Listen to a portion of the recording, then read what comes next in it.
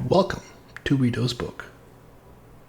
This week we have 3 more stories to help you sleep at night.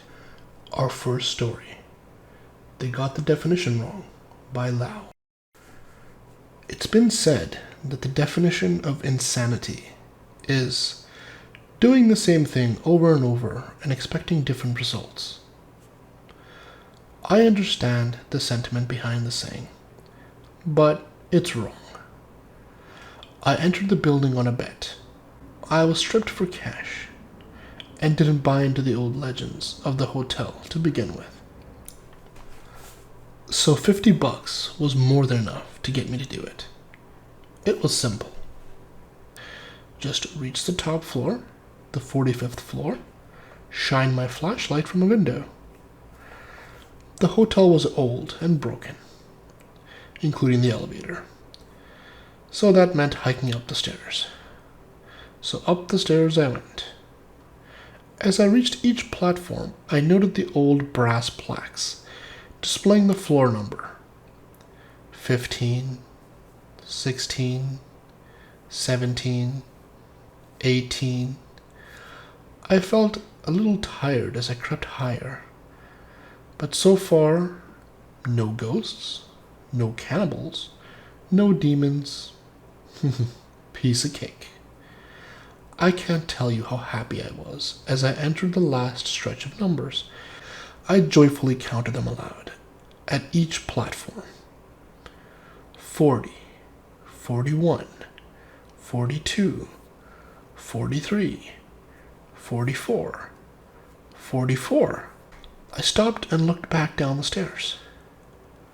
I must have miscounted. So I continued up. 44. One more flight. 44. And then down 10 flights. 44. 15 flights. 44. And so it's been for as long as I can remember. So really, insanity isn't doing something repetitively and expecting different results. It's knowing that the results will never ever change. That each door leads to the same staircase, to the same number. It's realizing you no longer fall asleep. It's not knowing whether you've been running for days, weeks, or years. It's when the sobbing slowly turns into laughter. Our second story, My Daughter Learned to Count, by Real Science 87. My daughter woke me up around 11:50 last night. My wife and I had picked her up from her friend Sally's birthday party, brought her home, and put her to bed. My wife went into the bedroom to read while I fell asleep watching the Braves game. "Daddy," she whispered, tugging my shirt sleeve. "Guess how old I'm gonna be next month?" "I don't know, Beauty," I said as I slept on my glasses. "How old?" She smiled and held up 4 fingers. "It is 7:30 now. My wife and I have been up with her for almost 8 hours. She still refuses to tell us where she got them." Our third story, No Reason to Be Afraid, by Whoever Fights Monsters. When my sister Betsy and I were kids, our family lived for a while in a charming old farmhouse. We loved exploring its dusty corners and climbing the apple tree in the backyard. But our favorite thing was the ghost. We called her Mother because she seemed so kind and nurturing.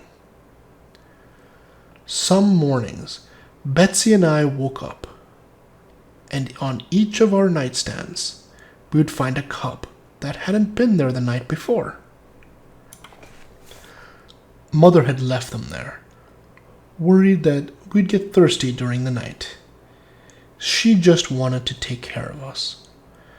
Among the house's original furnishings was an antique wooden chair, which was kept against the back wall of the living room. Whenever we were preoccupied watching TV or playing a game, Mother would inch that chair forward across the room toward us. Sometimes she'd manage to move it all the way to the center of the room. We always felt sad putting it back against the wall. Mother just wanted to be near us. Years later, long after we'd moved out, I found an old newspaper article about the farmhouse's original occupant, a widow. She'd murdered her 2 children by giving them each a cup of poisoned milk before bed. Then she'd hanged herself. The article included a photo of the farmhouse's living room with a woman's body hanging from a beam. Beneath her, knocked over, was that wooden chair, placed exactly in the center of the room. Thank you for listening. See you next week.